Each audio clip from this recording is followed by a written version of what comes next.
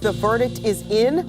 A jury has found two former Ohio State football players charged with not guilty. The attorneys for Amir, Riep, and Jahsen Wint confirmed to 10 TV News just moments ago about this verdict. Cell phone video was shown in court, taken moments after the alleged incident. Both sides argued that the video served as important evidence. What's good, YouTube? Welcome to Visible Truth Media, and I'm your host, 30 God. Today we have a story about two former Ohio State football players. They were arrested, I believe, back in 2020, just recently, February 15th or February 16th, 2023. They were found not guilty. And this is a sad story for me, but, it's a good story in the end because, now they were found, not guilty of this crime, but, their careers got ruined because of this whole situation. We're going to jump straight into the details of this story, but before we do, make sure you like, comment, and subscribe. And when you subscribe, hit that notification bell so you can stay up to date when we upload new videos, man. I really appreciate y'all, man. So look, a Franklin County jury on Thursday found two former Ohio State University football players not guilty of raping a female student in 2020 at a Northeast Side apartment. Amir Riep and Jahsen Wint, both 24, were defensive players on the football team when a then 19-year-old woman in her freshman year at Ohio State accused them on February 4th, 2020. The jury found them not guilty on all charges. Riep and Wint broke down crying and embraced after the jury verdict was read. Defense attorneys Dan Sabow and Sam Shemansky, who represented Riep and Wint respectively, argued during the trial that the woman had consensual sex with both men but regretted it afterwards, and accused the victim's father of pushing his daughter and authorities to pursue criminal charges. Afterward, Riep and Wint told the Dispatch that they are relieved and grateful to the jury for giving them their lives back. "I'm going to get my life on track, get my degree, and keep on being a law-abiding citizen," Wint said. Wint completed his degree in human development at Ohio State in 2020, but the university withheld his degree pending the outcome of his trial. Riep is majoring in sports management and has 2 semesters left at Ohio State before he graduates. "I'm grateful," Riep said at the verdict, "and you grow through what you got to go through." That's kind of deep. Franklin County Assistant Prosecutor Danielle Amir declined to comment to the Dispatch after the verdict. Mayor said during the trial that the woman went to the apartment shared by the men expecting just to hang out with Riep, but both men violently raped her at the same time. The Dispatch does not publish the names of the alleged sexual violence victims without their consent. Shemansky said Wint and Riep had their lives upended by a false accusation. He's had his life turned on end by a false accusation with evidence that was so lacking in credibility that charges should have never been brought, Shemansky said of Wint. Sabow said Riep's account has never changed. The jury did a fantastic job discerning the truth and contrasting what Amir said and what his accuser said. It took a long time, but the system worked. I wouldn't say it worked. Because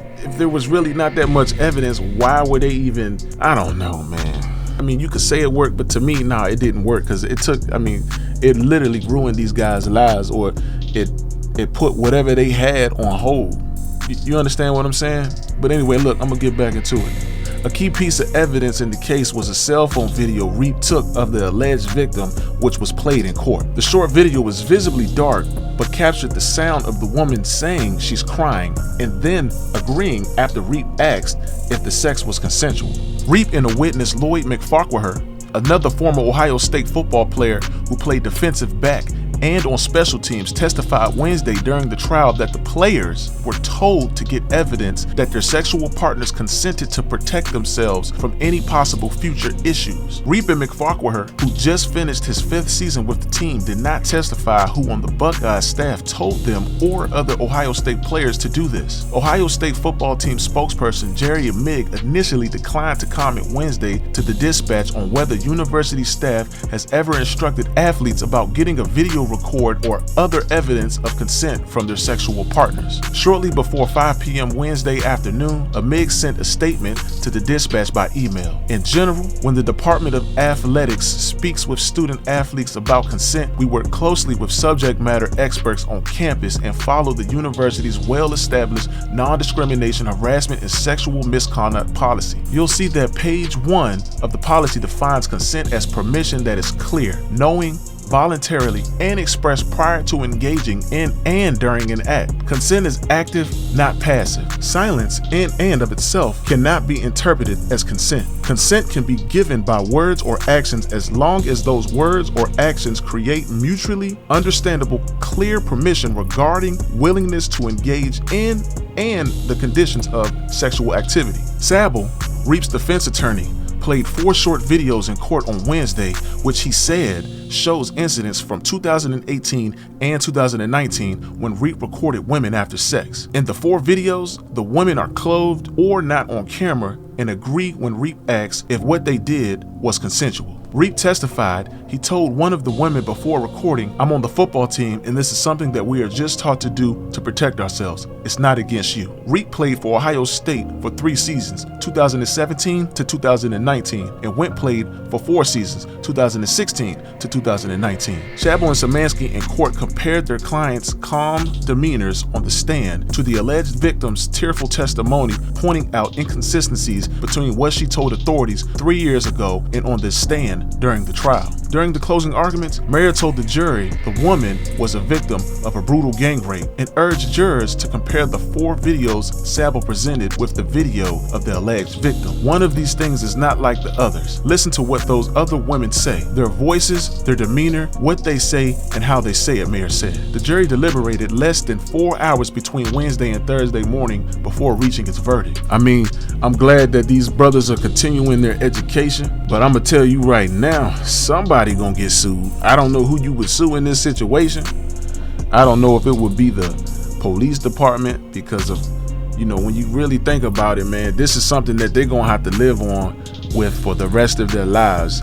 No, it's not on their record, but this was national news. You understand what I'm saying? So you're gonna always be remembered as that. That's what you're gonna be remembered as no matter where you go in your career. I mean, I guess it's a good thing this brother was recording these females or these alleged victims, whether the school told him to do it or not. That doesn't matter. The fact is, this saved him and his teammate. You get what I'm saying? This literally saved him. Can you imagine the situation if he did not have that? You know what I'm saying? Can you imagine the situation if he did not have that video? They would have been found guilty of rape. I don't even know if I can say that word on YouTube, but we gonna see. But this is an emotional roller coaster for these 2 brothers, man. And I really hope if you do decide to sue, you can use the funds to spread awareness, or maybe a program can be started for other football players so something like this don't happen. But if you are out here and you playing football, man, be safe out here. If you in any type of position where if somebody says you did something that you did not, that you protect yourselves, man. And that's what these guys did right here, man. So anyway, at the end of the day, I'm glad that this happened here and these brothers was found not guilty. And this shit right here, stuff like this happens on a daily basis, man. So stay up, dog. Stay up, brothers. Don't forget to like, comment, and subscribe, and let me know how y'all feeling in the comments about the situation, man. You think they guilty, not guilty? Well, they was found not guilty, so it didn't really matter what you think. But man, peace, man.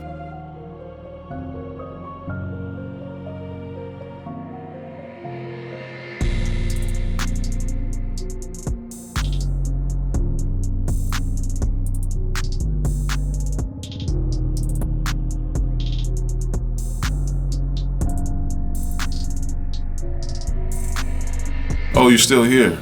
Well, since you're still here, I want to give you guys a special thanks for supporting the channel and to let you know that we appreciate you, because without you, we wouldn't have made it this far.